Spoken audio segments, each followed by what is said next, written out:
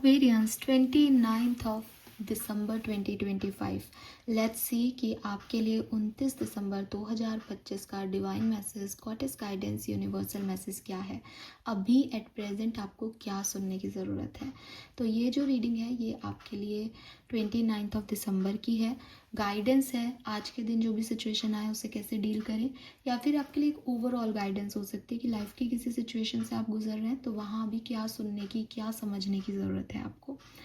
All right, तो let's start the reading. सबसे पहले देखते हैं 29th ऑफ दिसंबर आपके लिए ओवरऑल कैसा है, क्या एनर्जी है आज के दिन की Aquarius sun moon Venus rising के लिए। 29th of December 2025। Thank you so much. We have heal, wow. So बहुत ही प्यारी एनर्जीज हैं यहाँ पे। मुझे लगता है कि आप में से काफ़ी लोगों के लिए इमोशनल हीलिंग आ रही है एक्वेरियस।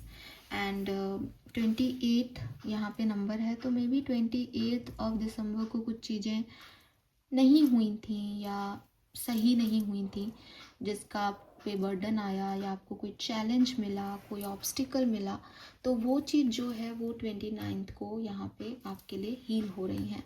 हो सकता है कि एंडिंग है, कोई पार्टनरशिप है जो कि ख़त्म हुई थी, तो वो यहाँ पे वापस बन सकती है या हील हो सकती है, या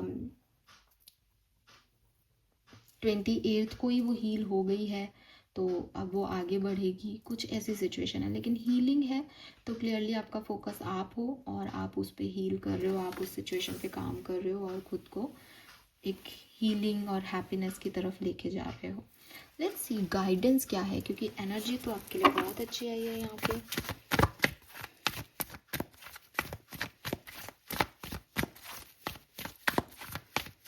पास्ट के जो भी वुंड्स हैं, वाओ, वी हैव सोलमेट,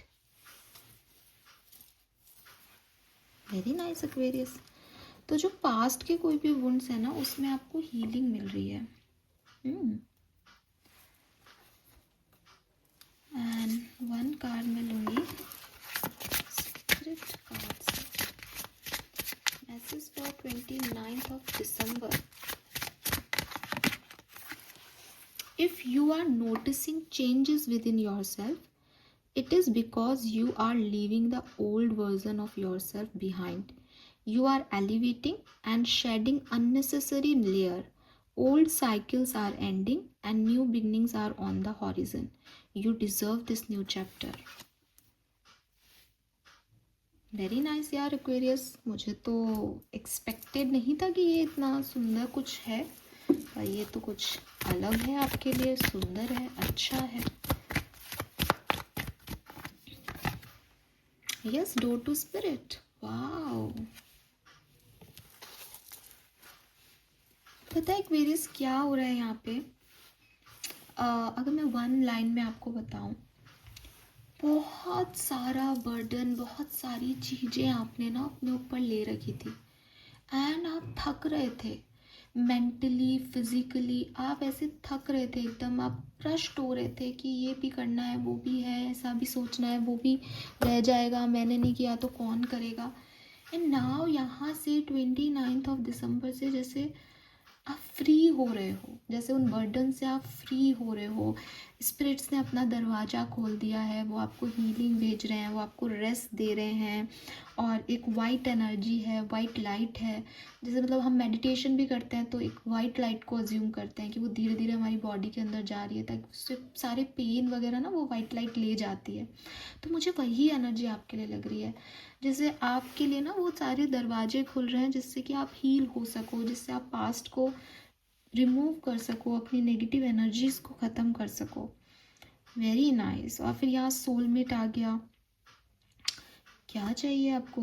सो सी, अब अगर मैं गाइडेंस की बात करती हूँ, देखो आज का दिन तो बहुत बढ़िया है, ठीक है। अब आज के दिन की प्रॉब्लम सिर्फ एक ही है, दैट आपको हील होना है, आपको हील करना है, तो सबसे पहले खुद के दिमाग को ये मैसेज देना पड़ेगा, यस मैं हील होना चाहता हूँ, मुझे कोई फ़र्क नहीं पड़ता क्या मेरे पास रहा और क्या चला गया, लेकिन मैं खुद को एक हील्ड पर्सन के रूप में देखना चाहता हूँ, मैं खुद को नरिश करना चाहता हूँ, मैं पास्ट बैगेजेस को अब कैरी नहीं करना चाहता।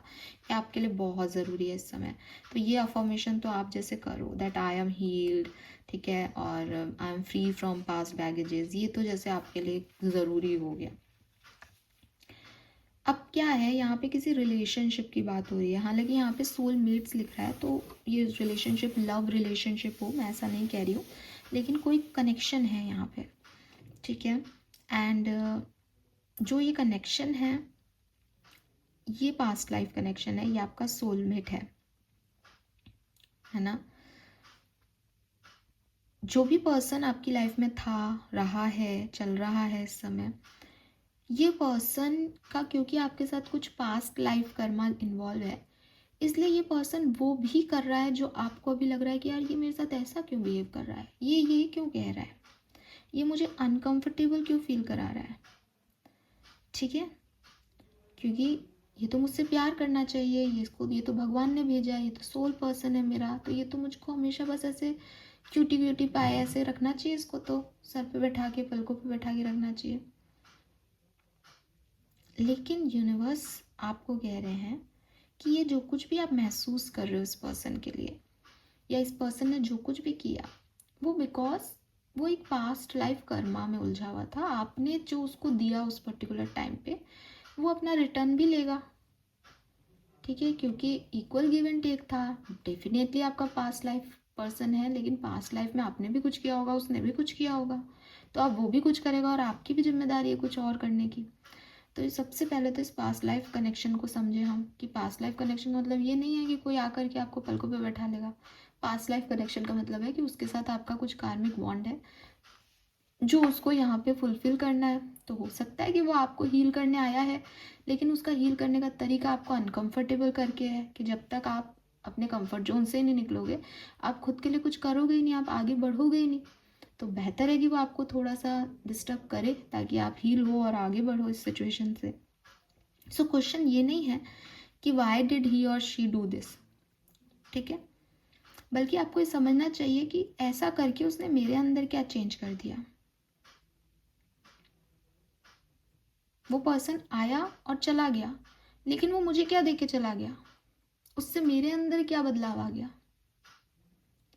ये चीज़ आप जब सोचोगे तो आपको समझ आएगा कि ये सोल पर्सन था यार, ये तो बढ़िया बना के चला गया अपन को, अपन इससे मिलने से पहले तो ये कर ही नहीं रहे थे काम, इसके मिलने के बाद हम ये हो गए। तो ये इस पर्सन ने ज़्यादा ख़राब भी नहीं किया, मतलब वो आपका कोई दिल तोड़ के आपको बिल्कुल चकनाचूर करके नहीं गया है, लेकिन वो आपके साथ नहीं रहा या उसने आपको बहुत कंफर्टेबल फील नहीं कराया, सिर्फ इसलिए एक्वेरियस क्योंकि ऐसा करा देता वो, तो आप उसमें उलझ के रह जाते, जबकि उसका पर्पस जो है वो आपको पुश करना है, आपको आगे भेजना है। तो ये आपका सोल फैमिली का कोई पर्सन था जो आपको पुश करके गया, आपको वो बना के गया जो आप आज हो। ये चीज़ आपको समझनी होगी। एंड कार्मिक बॉन्ड्स जो होते हैं वो आपको तोड़ के जाते हैं, वो आपको डिस्ट्रॉय कर जाते हैं। जैसे फॉर एग्जांपल एक बहुत हंसता खेलता बंदा था या बंदी थी, और कोई पर्सन उसे मिला और अब उसने उससे प्यार किया और उसको छोड़ के चला गया। अब वो बंदी बेचारी हंसती नहीं है, बोलती नहीं है। ये कार्मिक बॉन्ड का धोखा है। ये आपको कुछ बना के नहीं गया, ये आपका बिगाड़ के गया। सोल पर्सन वो है जो उस जब आप रो रहे थे तब आया, उसने कुछ नहीं किया आपकी लाइफ में, पर उसकी प्रेजेंस ने आपको हील किया और आपने फिर से अपने पैरों पे खड़ा होना सीखा। अब आपको लगा कि ये मेरे पास आया है, इसकी वजह से मैं फिर से उठना सीखी हूँ या सीखा हूँ, तो ये मेरे साथ रहे। लेकिन उसने आपको कुछ ऐसा कह दिया कि अरे तुम क्या हमेशा रोते रहते हो, हमेशा क्या रोती रहती हो, तो आपको लगा कि यार ये भी ऐसी बात कर रहा है तो ख़राब पर्सन है। लेकिन आप अब जब चला गया या अब जब हो गई सिचुएशन, तब ये सोचो कि मैं इसको किस हालत में मिला था या मिली थी और इसने मुझे कैसा बना दिया। तो अगर कोई पर्सन आप में ग्रोथ लेके आया है, चाहे वो किसी भी तरीके की हो, चाहे आप आज ये मानो कि मैं तो अपने हिसाब से ग्रो हुआ हूँ, उसकी वजह से थोड़ी हुआ हूँ, तो भाई उसकी प्रेजेंस से ही हुए हो, उसकी एनर्जी से ही हुए हो, और इसीलिए जो है वो सोल पर्सन है आपका। समझो इस कनेक्शन को, ठीक है, वरना तो आप पहले ही हो जाते। Then we have door to spirit. Door to spirit आपको ये कह रहा है दैट अभी तो दरवाजे खुले हैं एक्वेरियस, अभी तो हील होना शुरू हुए हो। तो इसको ये मत समझो कि शिट ये हो गया, अभी तो मैं सब कुछ ठीक हो रहा था, अब ये खराब हो गया। नहीं नहीं नहीं, खराब नहीं हुआ है। ये समझो कि उसने ऐसा किया तो उसमें आपकी क्या बेहतरी थी और अब आपको कहाँ जाना है।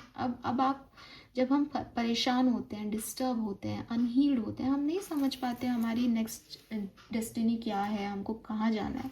वो पर्सन ने आपको जो है सोल ग्रोथ दे दी, आपकी आत्मा को उसने एक वापस से जिंदा कर दिया। अब आप दोबारा से जीना चाहते हो, दोबारा से सपने देख रहे हो, जो दोबारा से खुश हो।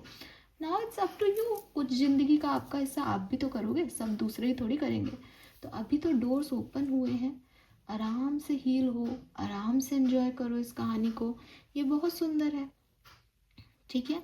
एंड स्पिरिट मैसेज आपको ये कह रहा है ओल्ड साइकिल्स एंड हो गए हैं, न्यू बिगनिंग्स जो हैं वो होने वाली हैं, और आप इस न्यू चैप्टर को डिज़र्व करते हो।